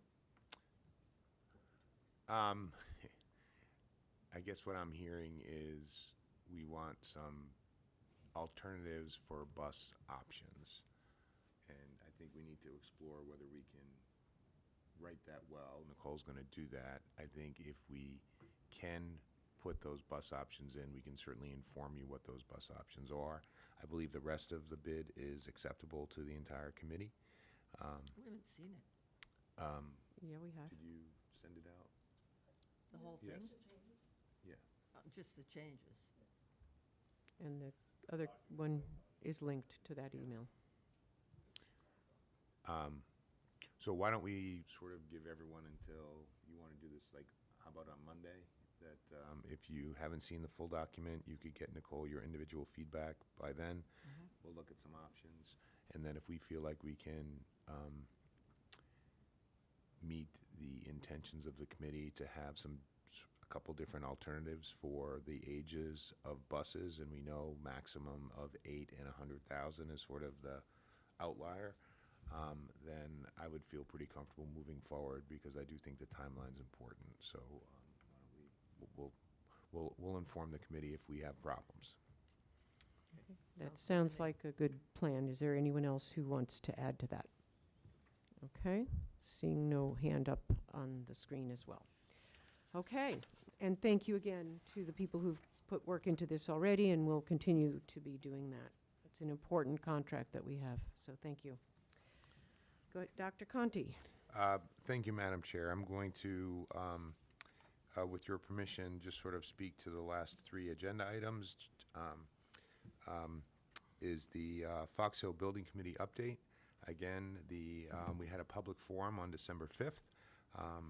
I don't think it was as well attended as public forums in the past, and I don't think that was because of a lack of advertisement. I think people are getting lots of information, and I thought there were very few questions at the end of the public forum, but I think it's still important that we continue to hold public forums. I thought Doran Whittier and Danisco did a nice job presenting where they are. I think the next big thing is the Facility Assessment Subcommittee submission, which goes to the MSBA for them to review, and that's going to be submitted on December 20th. So that's coming up next week. So that's a significant submission. And in order for that submission to take place, the next Fox Hill School Building Committee is on Monday, 12/18 at 6 p.m. And Ms. Bond, my understanding is that you'll be chairing that meeting, and then the primary part of that meeting is to, again, get approval on the Facilities Assessment Subcommittee submission, and that way Danisco and Doran Whittier can get that submitted by December 20th for the MSBA to review. So that's what I have on Fox Hill. Bob, is there anything else that I missed? So we had a DCM meeting, and I just want to make sure I say that right. So developmental coordination meeting, Doran Whittier and Danisco members attended with myself today at the town hall. Again, just an initial meeting, give a brief overview to the town's departments. One of the takeaways from today was we need to look at our backup fuel delivery mechanism. There's some concerns with whether or not permitting is allowed for diesel storage, because the school's in a residential zone. So that's just something that, we took away from that meeting that we need to look into. But otherwise, definitely positive input. And I know that there's another meeting planned with the planning board for January 18th. So January 4th, January 4th. But that's all I got for news. And we did have several safety meetings that were joint with police and fire regarding the site, the location of the building,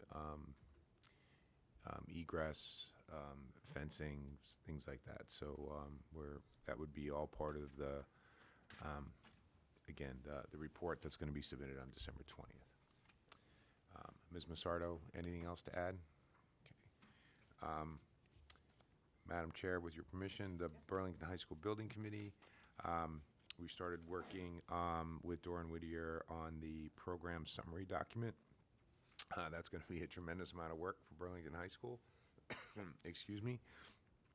But we'll bring a lot of people into that. We're going to get some samples from other high schools that are around us for the program document. And as you all know from the Fox Hill process, the more accurate the programming document is, the better, more information the designer has to meet the needs of our community. So I think that's going to be important. Terry Hartford is our Doran Whittier contact primarily for the high school. And my understanding is he's going to be doing a high school walkthrough tomorrow at 11. All right. And so I think we're trying to schedule a time for he and I to connect tomorrow afternoon sometime, maybe 1 or 2 o'clock. So I should have more information, but that's what I have at the high school. Bob, is there anything else going on there? Yeah, I wanted to add, I don't know if you mentioned it, but we submitted the advertisement for the Designer FS on 11:30. Okay. And surveys were sent out today to everybody to identify common goals and what working groups you want to be in.